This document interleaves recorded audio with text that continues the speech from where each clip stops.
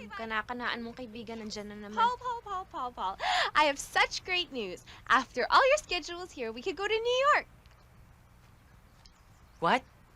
Yeah, I called my friend in New York. She's a lawyer. She specializes in providing help. She can fix all your papers. She can even help you find a job. She's just so well connected there.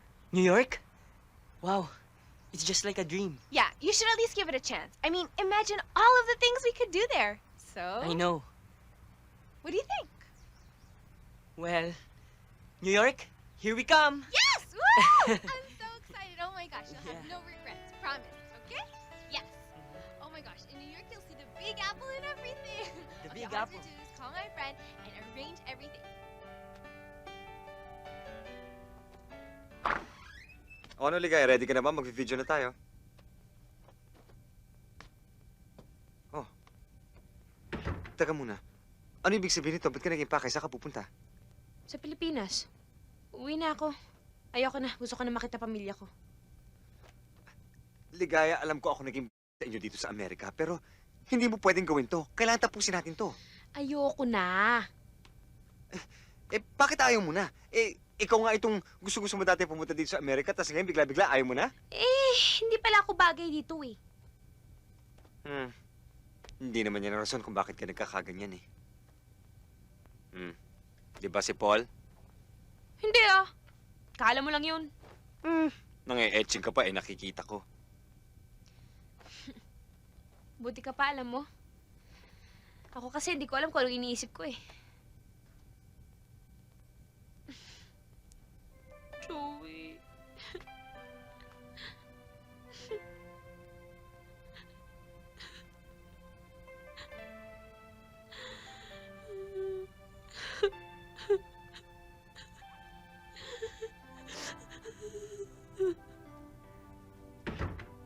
Ligaya.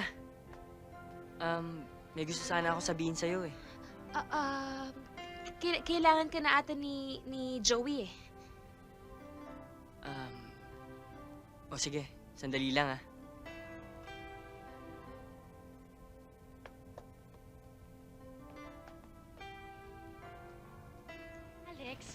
Ano bang problema? Alex, andito na kami. Ano bang problema mo? Alak? Sleeping pills? O awa? Alam mo, pwede tayong tumama dito magdamag. O kaya matulog. O ano bang gusto mong gawin? Magdramahan tayo? Ano? You wanna talk about it?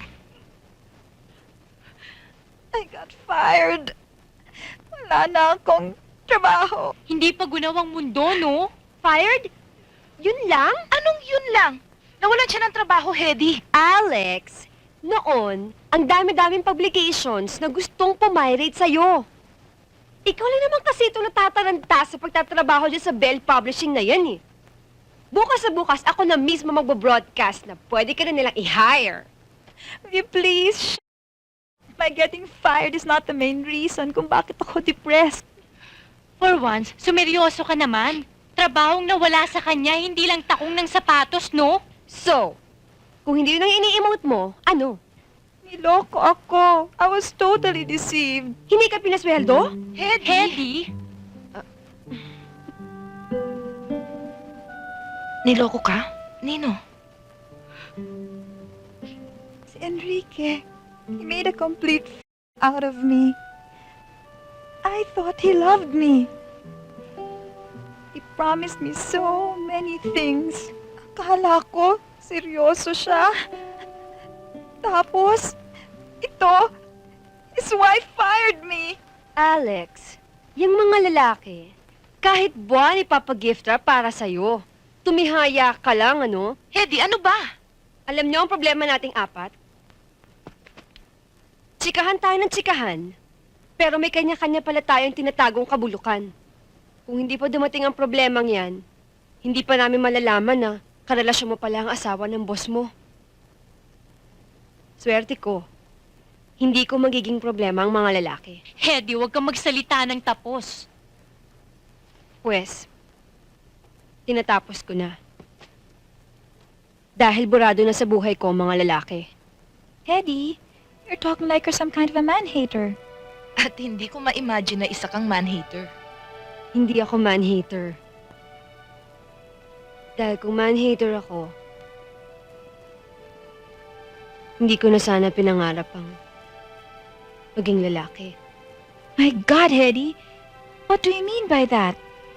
Seryoso ka ba? Ngayon lang ninyo ako maririnig na seryoso. Dahil sasabihin ko sa inyo ang bulok na tinatago ko. Kung ano man ang iniisip niyo tungkol sa akin. Totoo.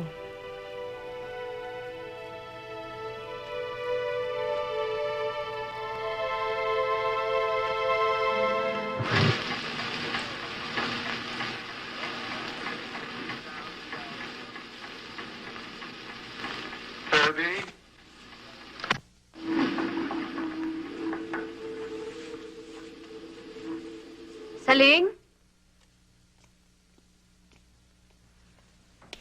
Saling?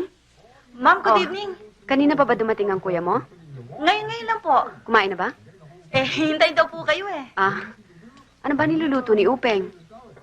All you have to do is just sit right here. Look at the food. And silver wine soy sauce works well for me and for you too. Hello? Hello? Pare, si Dick ito. O pare, Pare, nandiyan na ba si Marifina? wala pa, hinihintay ko nga eh. Bakit? Padre, nanganak na si Titas. Ha? Nasaan? Nasa Makati, Ben. Huwag ka na pumunta doon. Gusto na ipaalam sila. Kailangan pumunta ako. Ikaw bahala. Baka magka-problema.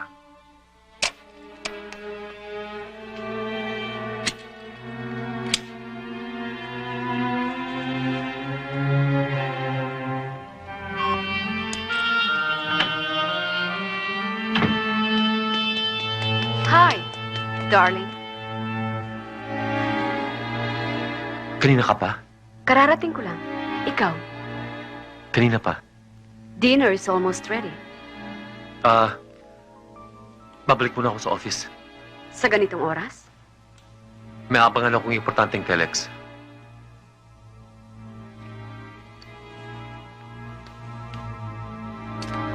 I'll be right back.